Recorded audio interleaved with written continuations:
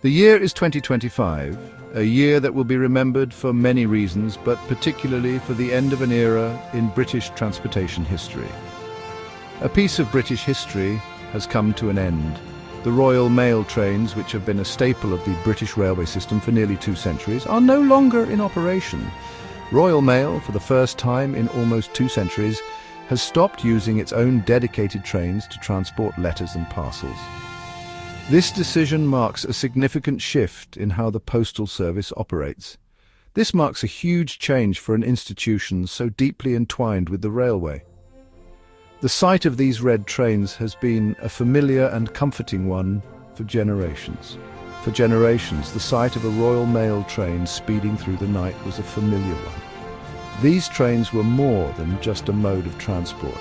They were a symbol of reliability and connection. It was a symbol of a nation connecting with itself. The red trains traversed the length and breadth of the UK, ensuring that letters and parcels reached their destinations. The decision to cease operating its own fleet didn't come easily. It was a topic of intense discussion and debate among the Royal Mail executives. It was driven by a number of factors, all pointing towards the need for a modern and efficient postal service. The logistics of mail delivery have evolved, and so must the methods. The iconic red trains, while a cherished part of our heritage, were starting to show their age. The wear and tear were becoming more apparent, signaling the need for change. The Royal Mail's fleet of Class 325 electric trains, while reliable workhorses, were becoming increasingly expensive to maintain. These trains, introduced in the 1990s, were reaching the end of their lifespan. Finding parts was becoming a challenge, and the cost of keeping them running was rising year on year. This, coupled with the ever-increasing demand for next-day delivery, meant that the Royal Mail had to look at alternative solutions. The world of logistics has changed dramatically in recent years, with speed and efficiency becoming more important than ever. This doesn't mean the end of the line for mail on rail entirely.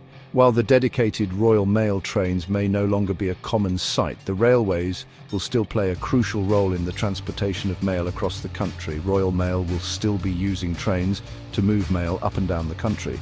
These trains will be part of a broader network integrated with other freight services to ensure efficiency and reliability. Instead of running its own fleet, it will be relying on other rail operators and their existing infrastructure. This collaboration allows Royal Mail to leverage the extensive rail network already in place. This allows for greater flexibility and the ability to adapt quickly to changing demands. By using existing rail services, Royal Mail can optimize routes and schedules to meet the needs of its customers more effectively. Alongside this shift, Royal Mail will be increasing its use of road and air transport. These modes of transport will complement the rail services, providing a comprehensive logistics solution. Lorries offer the advantage of being able to reach even the most remote areas, ensuring that mail can be delivered to every corner of the country, no matter how isolated. While air freight provides an unparalleled speed for long-distance deliveries. This combination of rail, road and air transport ensures that Royal Mail can continue to deliver efficiently and reliably, adapting to the evolving demands of its customers.